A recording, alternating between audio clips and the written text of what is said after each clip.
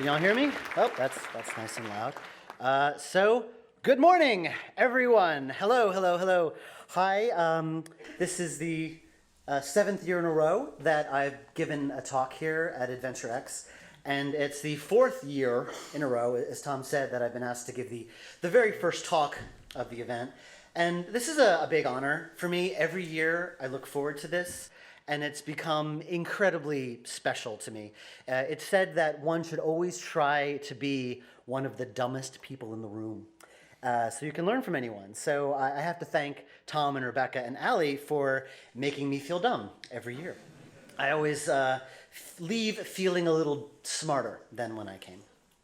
So there's a lot to get into here, so I'm going to skip all the usual build-up and preamble and just dive right into it. The year is 2014.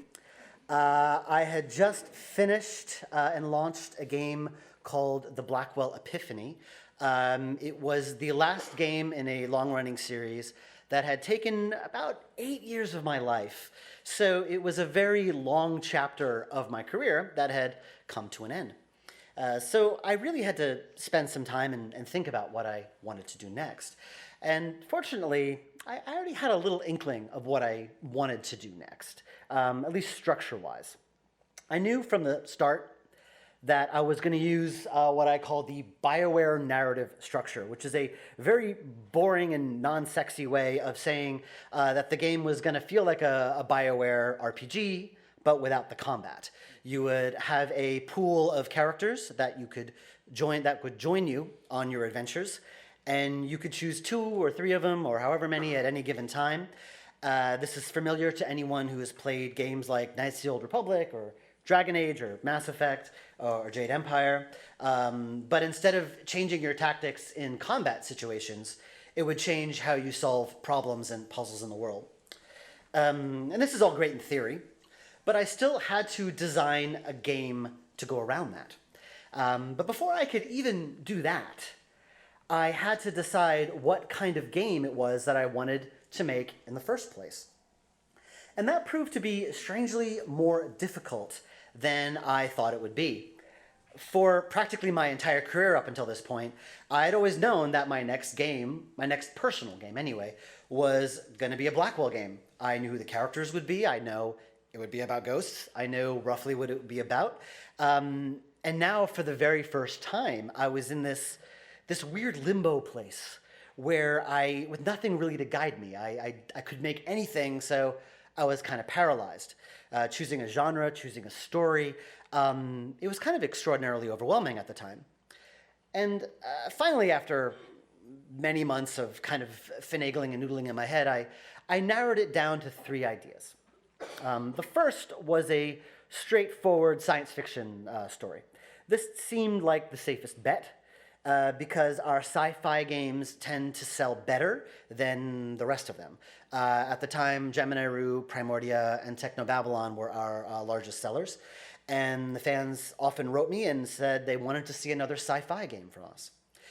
So it felt like the obvious thing to do, but when push came to shove, as much as I like science fiction, I'm more of a pure consumer of it, rather than a creator of one. My attempts to write pure science fiction often felt hokey and corny to me, but at the same time, I figured I could make it work if I tried, so I waffled about this idea for a while. The second idea was a straight crime noir story, because I do love that kind of stuff. But again, I resisted it, because that market is kind of saturated now. There are so many noirish games and stories and stuff out there that it would make it really hard to stand out.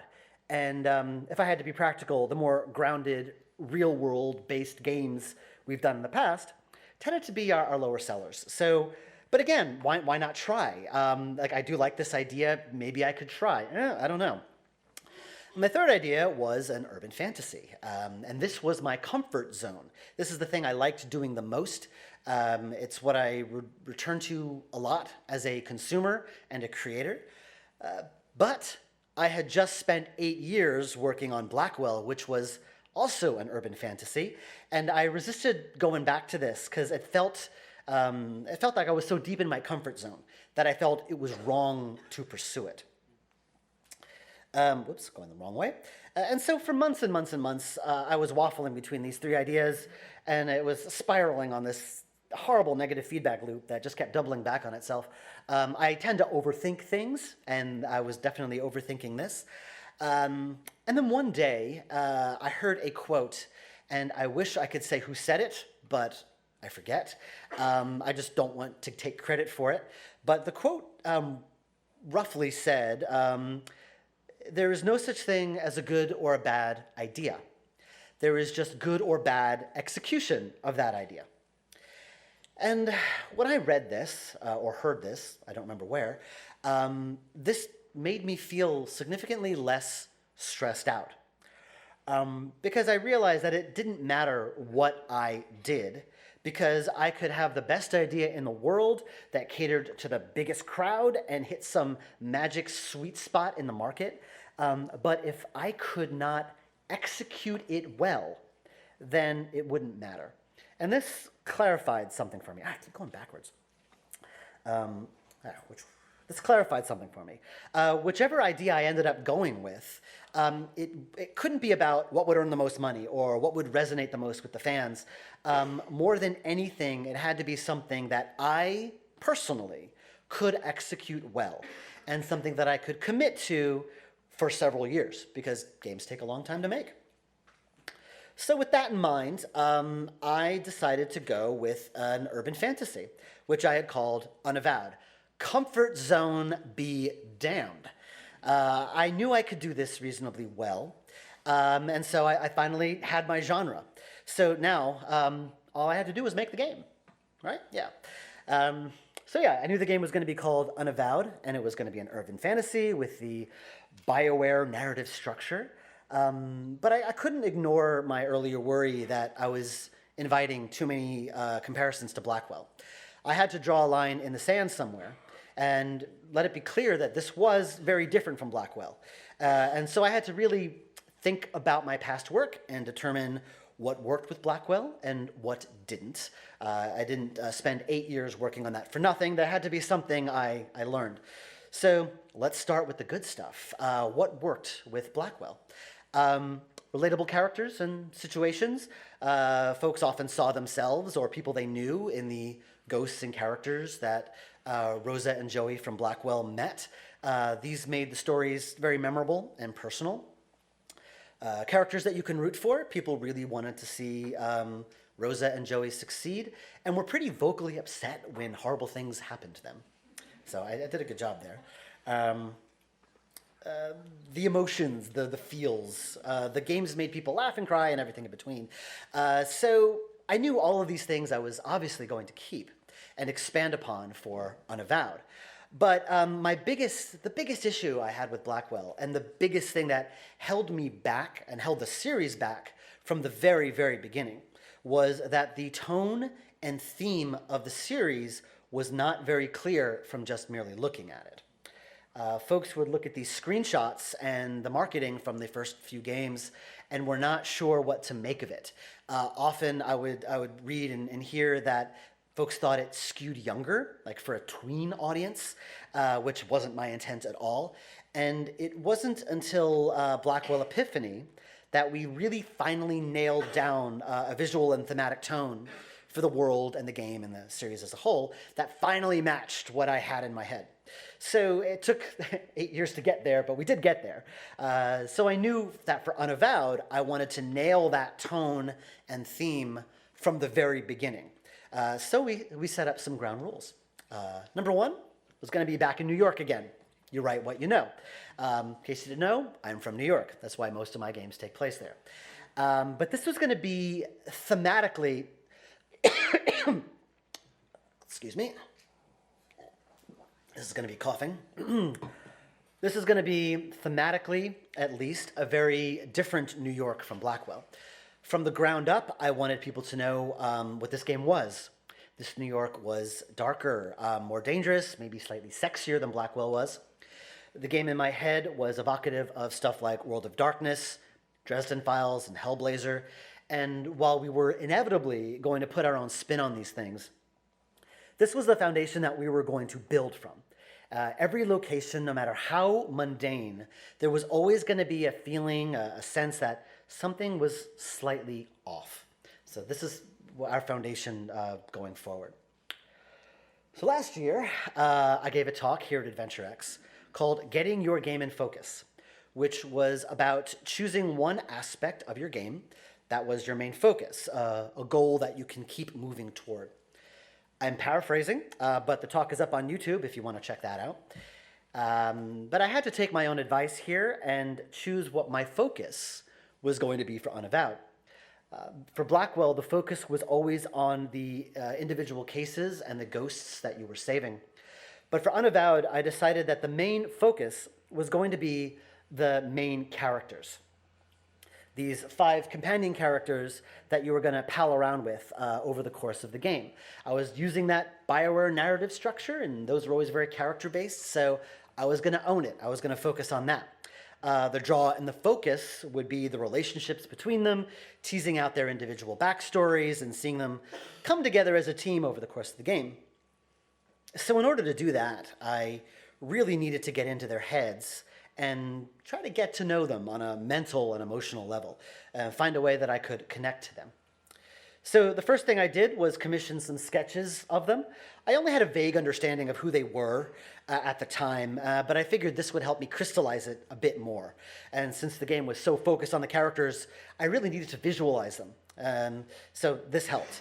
And as some exercises, I decided to start writing lots of conversations between these 2 characters. Just coming up with hypothetical situations and having them talk. For example, the character of Eli and Vicky are trapped on a roof and trying to pass the time. So have them, what do they talk about? Or Logan and Madonna are having contemplating the death of someone close to them. What do they talk about? The goal being was to try to find the ways that these characters connect with each other, what they have in common, what they don't have in common, what makes them laugh, what creates conflict, that kind of thing. And I noticed something very interesting when I started these writing exercises, that the first place, you could, if you were able to read that, the first place I always went to was snark. Every time. I found myself just making them insult each other over and over again. And it was kind of amazing how easy it was to just fall right into that. Just have them insult each other and call it witty and clever. And it wasn't until I looked over what I had written that I realized that I wasn't engaged with these characters at all. I wanted to like them, and they weren't being likable. I wanted them to like each other. And so I changed tactics a little bit. If they are going to argue and disagree over something, that's fine. But at the end of the conversation, they need to meet in the middle somewhere and come to some kind of mutual understanding. And so theoretically, the more of these conversations you see over the course of the game, the more you see the characters understand each other and bond as a team. And you would theoretically know them as well. For example, here, Madonna's worried because mages tend to go insane. So here, rather than coming from a place of snark, it's coming from a place of concern. So I find that seeing why characters like each other is a lot more engaging than seeing why they don't. So I spent several months of pre-production time writing these conversations, and I really learned a lot about them just by having them talk to each other. And if you play the game, you'll see a large chunk of these conversations in the final product. So yay, I now had a better understanding of who my companion characters were, but there is one that I obviously completely neglected, and that is the player character. I knew the game was going to start with an exorcism, that you were going to be possessed by a demon, and the game would start with you being freed of that demon. But who were you exactly? What kind of personality did you have? How did you fit in with the group? And I realized very quickly that, honestly, it did not matter. I'd already decided that my main focus was going to be these 5 people, and I didn't want to get distracted from that. I thought of, maybe I could make one of them the player character, but I didn't want to make any one of them more important than the other. So in order to keep that focus, the player character needed to be a blank slate, the vehicle that you use to meet these characters and experience this weird new world. And if you're going to do a blank slate character, you really need to lean into that. And so we did. We created many opportunities for role-playing and enabling you to put your stamp on who this character was. The first thing I really wanted to do was the multiple origin thing, which was totally lifted from Dragon Age Origins, but, you know, steal from the best. You could choose between an actor, a bartender, or a police officer. And depending on which one you chose, you got a completely unique origin story to play. Certain areas of the game played out slightly differently. Certain characters reacted to you differently. You get different options and dialogues depending on which one you chose. And because of all of these customization paths, the one problem that I knew would crop up later would be the voice acting. Because there were so many paths through every mission, with alternate variations of those paths depending on the origin you picked and depending on the companion that you picked, I knew that the amount of voice acting for the player character alone would be astronomical. So I made the very practical decision early on to not voice the player character. And this was a tough decision, maybe a little controversial, but I do believe it was the right one. Going back to Bioware, this is a paradigm that the old school Bioware fans are familiar with. These three games did the exact same thing. The player character was silent while every other character was fully voiced. So this wasn't something that was totally new and crazy. So I felt I was pretty safe. And knowing that I would not have to voice that player character later really enabled me to go nuts with the customization options. So I was really able to pile those on. And in addition, we added the choice to create the player character, to make the player character male or female.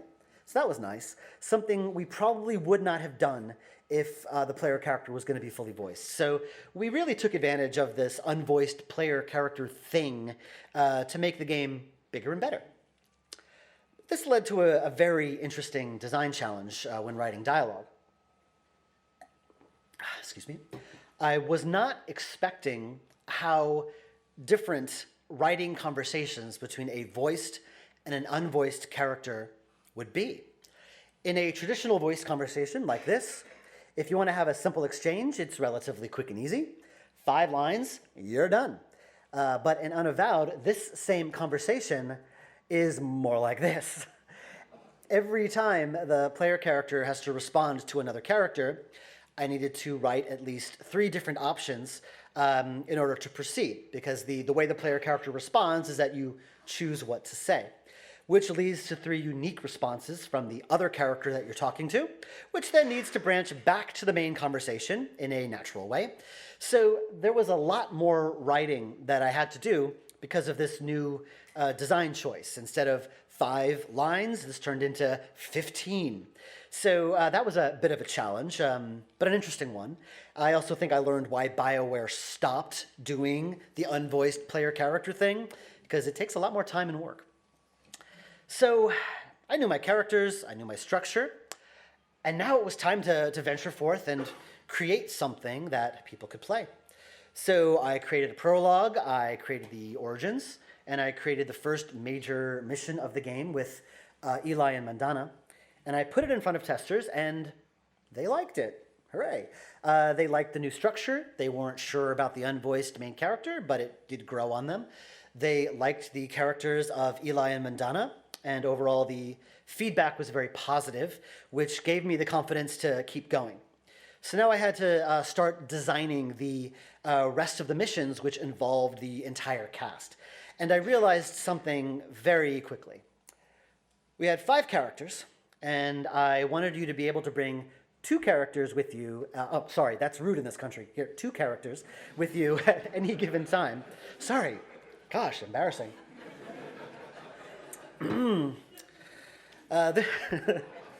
Sorry. Anyway, that meant that, hello.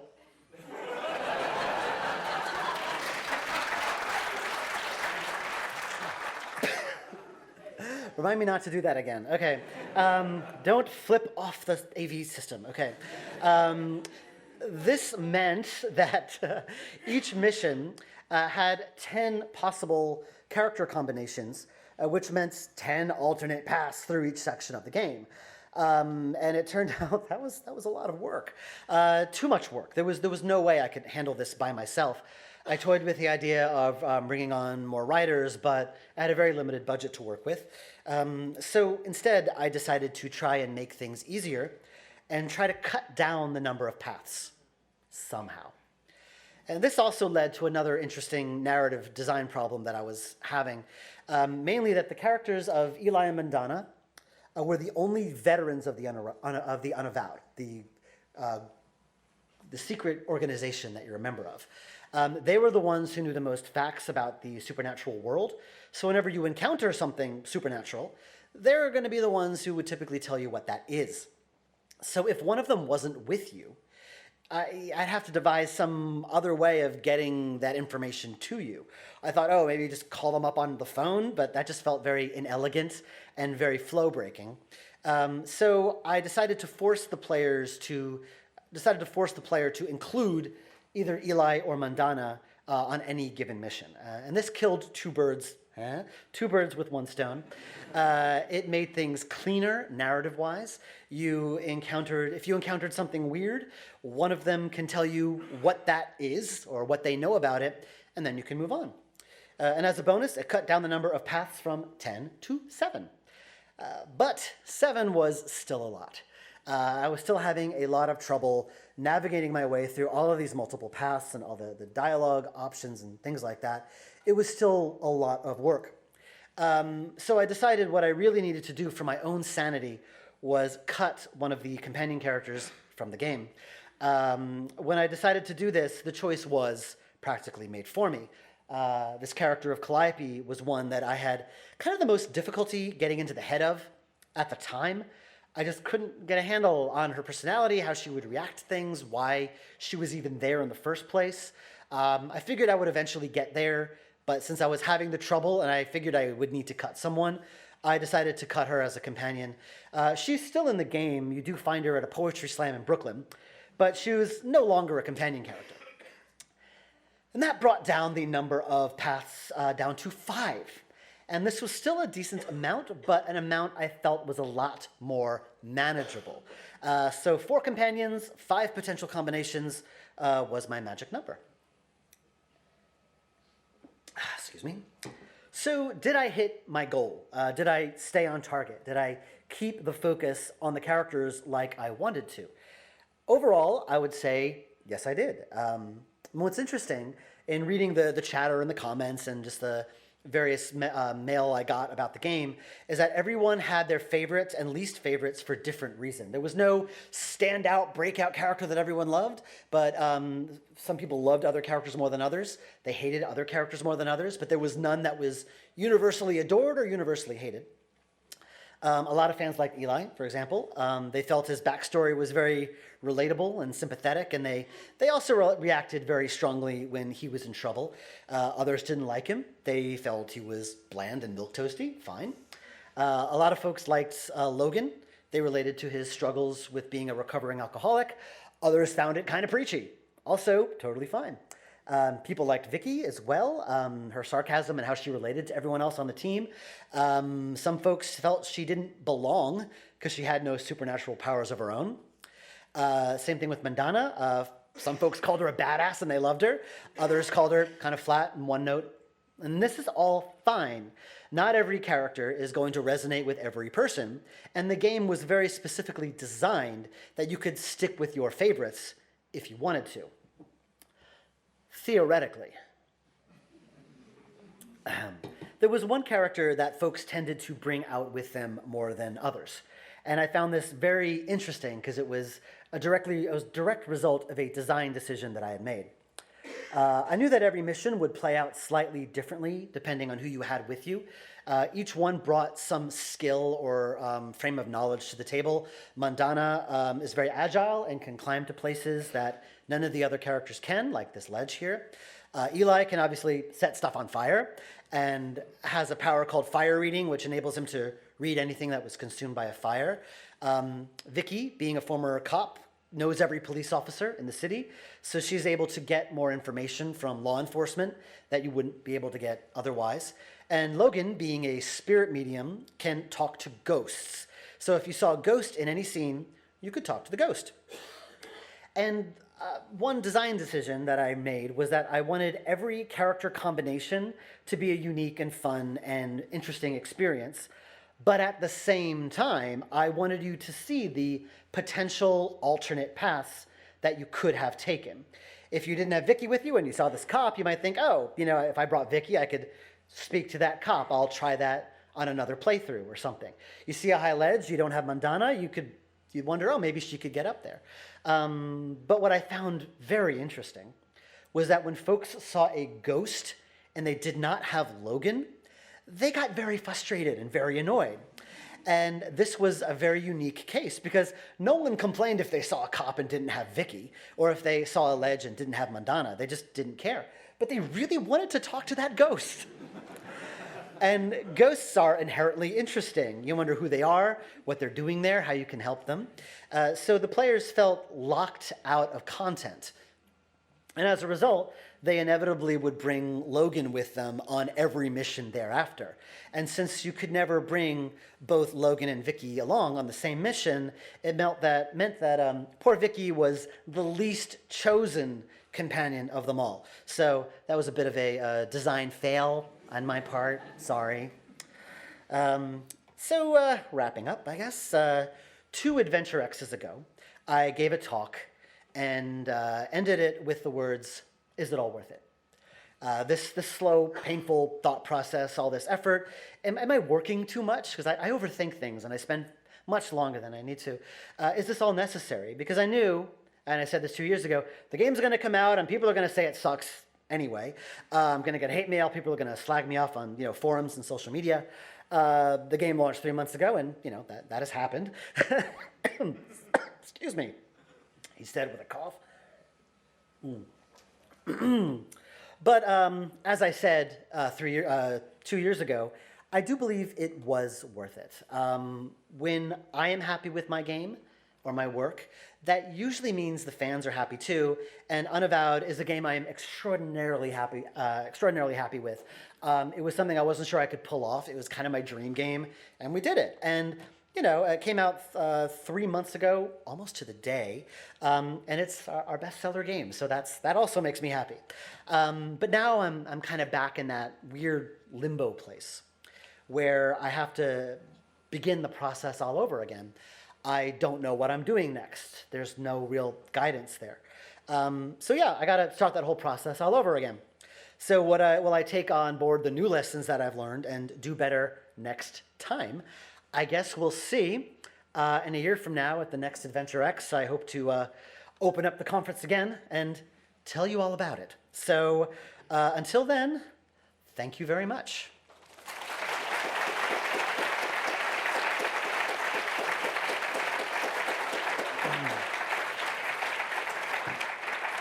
So do we have time for Q&A? Yes, sorry. Quite rude of me to leap up here for a Q&A. So I came up here to say, any questions for Dave Gilbert? Just going to pour myself some water here quick before I have another cough attack. Yeah, any questions? Yes. Yes, I was wondering about the Vicky Logan thing. How would you have done things differently if you had time to go back? How would I do things differently? One common criticism of the mission structure was that because I enabled it to be valid for any character combination, that it kind of was spread very thin. And I'm thinking, I probably wouldn't do it differently, but if I ever was going to do another game like this, I would probably not make it so open. I would make it a lot more tailored for specific character combinations, because then I could really focus on those mechanics and make puzzles and things that center around those specific mechanics. Like you have, someone who can fire read or set things to fire, and another one who can talk to ghosts. So how could those two things be used together to make interesting puzzles and interesting scenarios, rather than having to keep it open for every combination? It was impossible to make every single one super engaging. So if I was going to do it again, I would probably focus more on individual character combinations instead of every character combination. Well, sure, one more question. I guess I talked a lot. Yes, anyone? Yes.